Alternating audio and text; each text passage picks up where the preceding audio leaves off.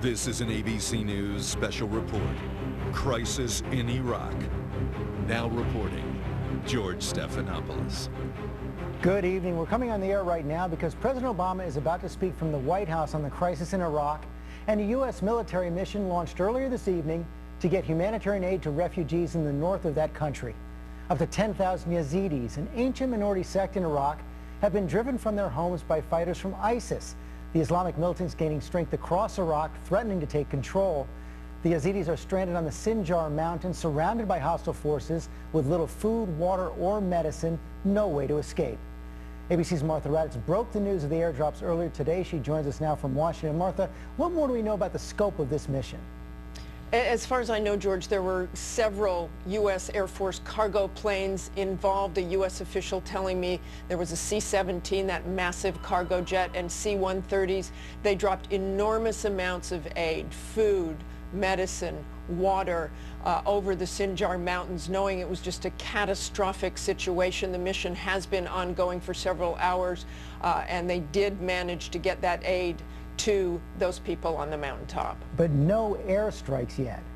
No airstrikes, but they are being considered. The president was considering that today near the city of Erbil, because there is an American consulate there and about 40 military advisors, and he wants to protect those Americans at any cost, but that's a decision that will be up to the president. This mission has been completed for the night. The planes have returned to their bases, we have been told by a senior defense official. The president will be speaking, you see there, from the state dining room. Earlier today, the White House Press Secretary Josh Earnest called this humanitarian catastrophe, and here comes the president now.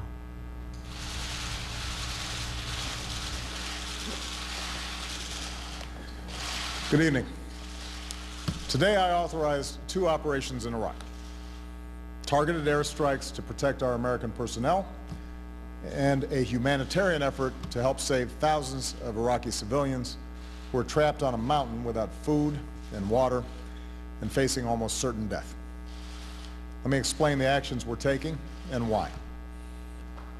First, I said in June, as the terrorist group ISIL began an advance across Iraq, that the United States would be prepared to take targeted military action in Iraq if and when we determined that the situation required it. In recent days, these terrorists have continued to move across Iraq and have neared the city of Erbil, where American diplomats and civilians serve at our consulate, and American military personnel advise Iraqi forces. To stop the advance on Erbil, I've directed our military to take targeted strikes against ISIL terrorist convoys should they move toward the city. We intend to stay vigilant and take action if these terrorist forces threaten our personnel or facilities anywhere in Iraq, including our consulate in Erbil and our embassy in Baghdad. We're also providing urgent assistance to Iraqi government and Kurdish forces so they can more effectively wage the fight against ISIL. Second, at the request of the Iraqi government, we've begun operations to help save Iraqi civilians stranded on the mountain. As ISIL has marched across Iraq, it has waged a ruthless campaign against innocent Iraqis. And these terrorists have been especially barbaric towards religious minorities, including Christian and Yazidis, a small and ancient religious sect. Countless Iraqis have been displaced, and chilling reports describe ISIL militants rounding up families, conducting mass executions, and enslaving Yazidi women. In recent days, Yazidi women, men, and children from the area of Sinjar have fled for their lives.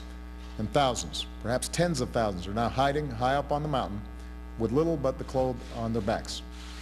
They're without food, they're without water, people are starving, and children are dying of thirst. Meanwhile, ISIL forces below have called for the systematic destruction of the entire Yazidi people, which would constitute genocide.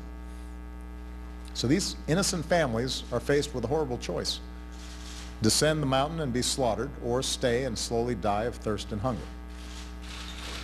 Now, I've said before, the United States cannot and should not intervene every time there's a crisis in the world. So let me be clear about why we must act, and act now. When we face a situation like we do on that mountain, with innocent people facing the prospect of violence on a horrific scale, when we have a mandate to help in this case a request from the Iraqi government, and when we have the unique capabilities to help avert a massacre, then I believe the United States of America cannot turn a blind eye. We can act carefully and responsibly to prevent a potential act of genocide. That's what we're doing on that mountain.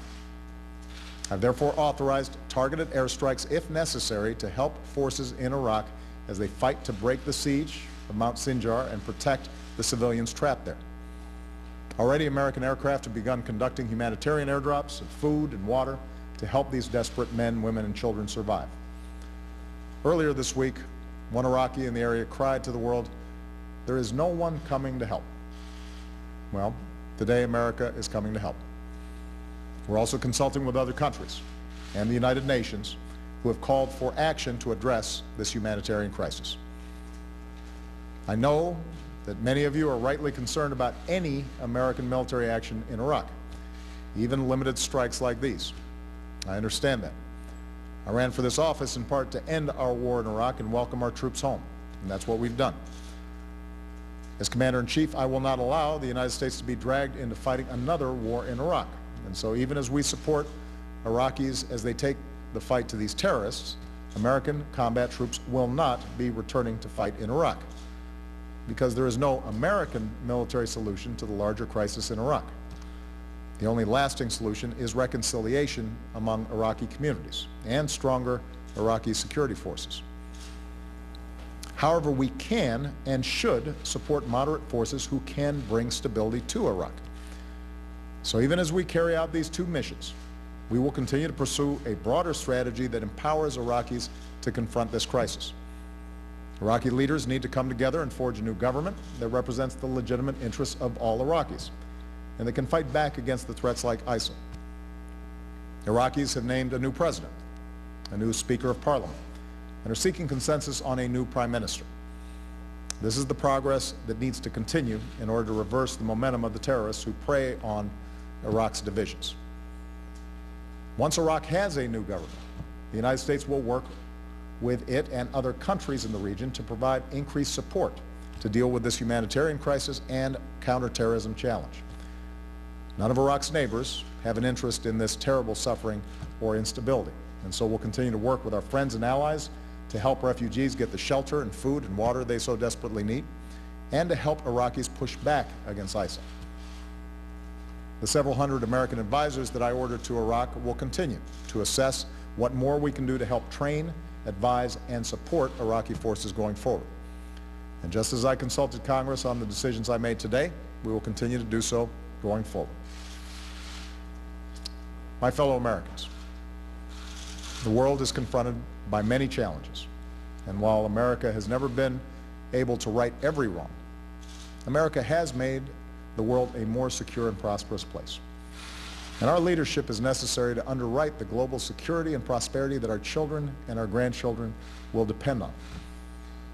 We do so by adhering to a set of core principles. We do whatever is necessary to protect our people. We support our allies when they're in danger. We lead coalitions of countries to uphold international norms. And we strive to stay true to the fundamental values, the desire to live with basic freedom and dignity that is common to human beings wherever they are. That's why people all over the world look to the United States of America to lead. And that's why we do. So let me close by assuring you that there is no decision that I take more seriously than the use of military force. Over the last several years, we have brought the vast majority of our troops home from Iraq and Afghanistan, and I have been careful to resist calls to turn time and again to our military, because America has other tools in our arsenal than our military. We can also lead with the power of our diplomacy, our economy, and our ideals. But when the lives of American citizens are at risk, we will take action. That's my responsibility as Commander-in-Chief. And when many thousands of innocent civilians are faced with the danger of being wiped out, and we have the capacity to do something about it, we will take action. That is our responsibility as Americans. That's a hallmark of American leadership. That's who we are. So tonight we give thanks to our men and women in uniform, especially our brave pilots and crews over Iraq, who are protecting our fellow Americans and saving the lives of so many men, women, and children that they will never meet. They represent American leadership at its best. As a nation, we should be proud of them and of our country's enduring commitment to uphold our own security and the dignity of our fellow human beings. God bless our armed forces, and God bless the United States of America. President Obama from the White House explained to the American people why he has asked the U.S. military to provide aid to thousands of Iraqi minorities facing what he called a potential genocide in the north of that country. I want to go to Jon Karl at the White House. The president also laying out that he has authorized, but they have not happened yet, airstrikes to prevent those Islamic militants in that country from taking control of a key city in the north. And that was the major step for this president, one of the most reluctant things he has been to do, order airstrikes in Iraq. This is if that terrorist group can get to Erbil, that's the capital of the Kurdistan in northern Iraq. And why that is so significant, George, is there are Americans in that city, an American consulate and American military advisors. And this president has said that his top priority is to protect American personnel overseas. And Martha Radatz, those planes are ready to carry out those strikes at any moment. They certainly are, George. Whenever the president says they should go, they are armed and they are ready to go. They would just have to figure out a target, which could be difficult because ISIS blends in with the community, with the civilians, but I would suggest that it would probably be against convoys if they move against Erbil. Okay, Martha Radatz, Jon Karl, thanks very much. That's all for us right now. More on your late local news and Nightline, and we'll have all the latest tomorrow on GMA. Have a good night. This has been a special report from ABC News. We'll join our programming after these messages.